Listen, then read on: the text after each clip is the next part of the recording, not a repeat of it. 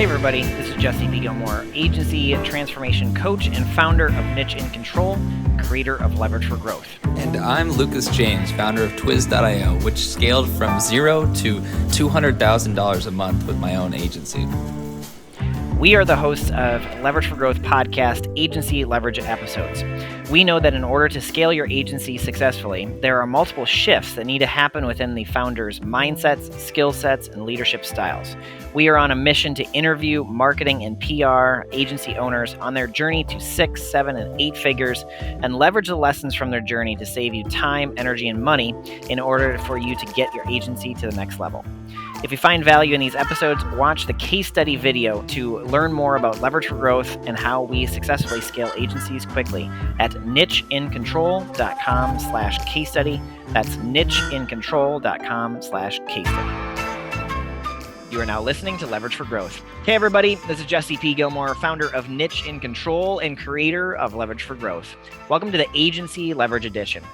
Today I am here with Chris Marrano, the founder of Blue Water Marketing, a creative, data-driven digital marketing agency that drives results for B2C brands by delivering solutions that result in growth. Thanks for coming to our show today, Chris. Awesome, Jesse. Thanks for having me. It's a pleasure to be here. Excellent. And can you tell us a little bit about the history and background of your agency? Sure. So for me, I went to school in Boston for advertising, and really was just kind of a interest of mine in the psychology of everything, and worked at agencies up there, worked on the client side up there, and eventually got sick of the winter. And so I moved to South Florida, where really I saw an opportunity for at least a local agency at that time. So kind of started that freelancing journey, which has led me now 6.5 years later to owning an agency, a formal agency with employees in a location. But yeah, that was it. I really just have a passion for marketing. I spoke with someone today, and they were asking about plan Bs and why marketing. And, it's really the only thing I'm very good at. And so taking that and learning how to become a business owner, kind of the history of how I got to where I am now, and hopefully going to where we're going for the future. Awesome. So you started off as a freelancer, and then you got to a point where you were ready to bring on people. A lot of times freelancers kind of get stuck in that role where they don't know to make that jump. Can you talk a little bit about maybe some of those earlier moves that you made to make sure that you can grow? So actually, it's interesting. That move was a terrible mistake, right? So for your listeners who are in that spot where, they have X amount of clients and work is kind of becoming a burden, we've definitely all been there. So the mistake that I made was I didn't have the process in place for lead generation. Most of my work at that time was coming through for referrals. Now, years later, we know referrals are great. They should be the cherry on top, but not be what your business is built around. And so I hired quickly. We got a location, hired quickly. I think at that time, 3 team members, some contractors that would come in, but still pretty formal hiring. And unfortunately, because I didn't have that system built out or that process to generate leads on a consistent basis to determine, lifetime value and my profitability, very quickly I saw a problem in that I went from being able to support myself and my family to I'm now paying everybody else and not making anything. So at that time, so that was 2017 to probably 2018, 19, quickly that castle that I thought I had was crumbling. And unfortunately, those people obviously had to go. I had to really take a step back. It was back to being myself in determining what to do next. Mm-hmm. Yeah, there's times in the entrepreneurial journey where you scale up but to scale down and then scale back up. And it's kind of like this ebb and flow. It was definitely a lesson learned in understanding the business side of marketing agency opposed to the marketing side. Mm-hmm. Mm-hmm. And since kind of scaling down, what did you end up doing to kind of grow again? Did you focus on leads right away once everything was back to you, or talk a little bit about that? Yeah. So after that, did bring in someone else who was kind of had a background in business and sales. And from there, so that was 2.5, 3 years ago, they came on board and we quickly identified a number of problems. I had determined the lead gen problem. Now we are back to a team of 6 and growing quickly, looking to hire probably in the next 60 days, again, upgrading our office space. What we did over the last 3.5 years was really create SOPs. I mean, we have a Google Drive folder that is dedicated to every single email that we sent post follow-up sales calls. Our sales process is outlined perfectly. Our proposals, our strategy documents, everything's now template based so that we can duplicate the same experience for each client over and over again. And then now my role has once again shifted from the marketer to the business owner sales. And now I'm able to focus on maintaining that growth for the business because the team now are rock stars and they're able to follow these processes that we put in place. Mm-hmm. SOPs are such an important part of business growth. And now you talked about like a role change. And there's probably been multiple roles where you were the freelancer to the solopreneur to now team lead and the CEO. For somebody that's maybe listening and either resisting a role change or trying to figure out exactly what that means, because a lot of times there's a shift. What would you say to somebody that might know the need to shift and they need to make some type of shift, but maybe they're resistant to it?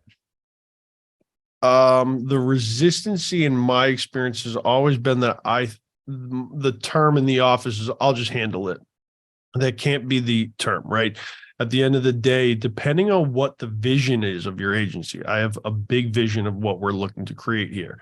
So that I'll just do it can't be that. I need to be doing the things to make sure that my employees are getting paychecks, we're growing, all of these vital parts of the business now, building the relationships. It really comes down to what it is that you want to do, right? So my passion has shifted from marketing, which still is, of course, but to growing the business and client retention. So that's now my passion. Before it was trying to analyze Facebook ads manager to determine the click-through rates and CPMs of different campaigns. Now I have this vigor for growth in the business to see what can we create with this. And that's that hard pill to swallow sometimes. Maybe that it's not a pivot and you just focus on Google Ads and you build out some SOPs and then you hire a Google Ads assistant and you can do it that way. I think it would really just become like, what is your idea of what you want your business to come to or grow into? Mm-hmm. And so far on the conversation, you've given a lot of different kind of like nuggets of wisdom. Now, if you were to go back to maybe either your future or past self, and you were to say like, hey, turn left, or like whatever kind of advice that you'd give to either shortcut time, energy, or money, what would you say to somebody that might be 1 or 2 steps before you? It's like the cliche, everyone says niche down. I kind of do. There was, I would say niche down and potentially a service, right? So in the beginning of Blue Water Marketing, it was like logo design, websites, Google Ads. I was doing it all. I could do it. But quickly, once the team came in, realizing that like I didn't have those processes in place. So trying to duplicate how I do things was extremely challenging. And then now from the growth side, like we actually are launching a new agency, or we already have, very, very specific to a certain home service niche. The leads are qualified. They're coming in fast. The process is duplicable. We're able to duplicate very easily, but it's, for me as like the crazy marketing business owner, entrepreneur, it's not that fun. I enjoy e-commerce brands, consumer goods, direct to consumer, that type. So we're breaking the business into 2 divisions. One will be that repeatable, very dedicated. These are the 2 services. This is who we work with. And then the Blue Water brand will continue to be that direct to consumer e-commerce. But again, like if you're looking for more efficient, effective growth, niching down, like I just described, would be the answer. If you were like me, that sounds like the most painful thing ever, and I don't want to work with that one specific industry over and over again. So that's where I go back to, like, what is the vision that you guys as the listeners have for your agency? And then how can you make that vision as streamlined as possible?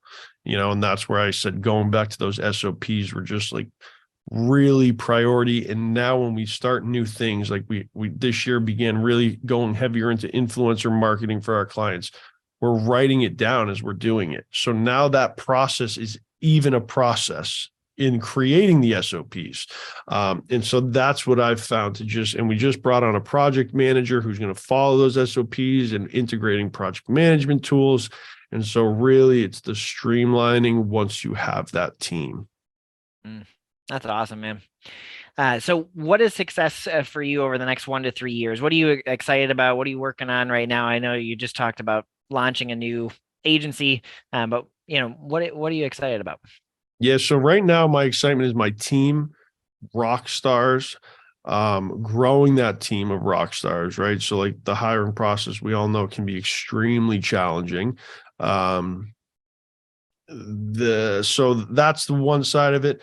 We're working with some amazing e-com brands right now that are fun, exciting. The content we're putting out is just awesome. So those two things, we're looking for new office space to continue to grow. 3 years, man, really looking to, quadruple in size, hopefully in the next 3 years. 1 year, a little bit slower because those SOPs, and we want to make sure people are following those. So we're not looking for that like kind of Silicon Valley push of growth. We're looking for, quality, consistent growth right now. But yeah, 3-year plan. We have some big things in motion. Awesome. And so, what's the best way for people to get in touch with you, or do you have any offers for them that they could take advantage of? Yeah, so I do some coaching, consulting on the side, not frequent, but you guys can find me on YouTube. I think the link will be in the show notes or the description. It's just search my name, Chris Marrano. Check out the website, bluewatermarketing.com. Instagram, same thing. You can follow me on Instagram at official_Chris_Marrano. Definitely reach out if you have questions. I'm always part of the YouTube channel is that, like, this is complicated. Business owners, small business owners don't always understand this. There's a lot of scammy marketing companies. So my YouTube channel is a way that I can give back to people and understand, just teach. I teach everything we do. You don't have access to our SOPs, but I teach the whole process of how we manage ads, the Google ads, the SEO, the content. So make sure to check that out if you guys are in that infancy level where you're trying to figure out how to do Google or Facebook. Cool. Excellent. Yeah, for everybody that's listening right now, it will be in the show notes, and you can connect with Chris on all the different platforms. And Chris, thank you very much for being on our show today. Yeah, Jesse, thanks for having me. It was a pleasure. Agency owners, if you want to transform your agency to sustain and grow without your direct involvement, where you can stop working in the business and switch to working on the business, where you can regain control of your time, delegate effectively, get paid what you're worth, and have your team run the day-to-day, go to nicheincontrol.com/case study right now to learn more about Leverage for Growth. You can book a free strategy session with us to look at your systems, understand what needs to be done in order for you to scale, and get a free strategic plan for the next year to live the life of entrepreneurship that you've always dreamed about. Go to nicheincontrol.com/case study. That is nicheincontrol.com/case study now.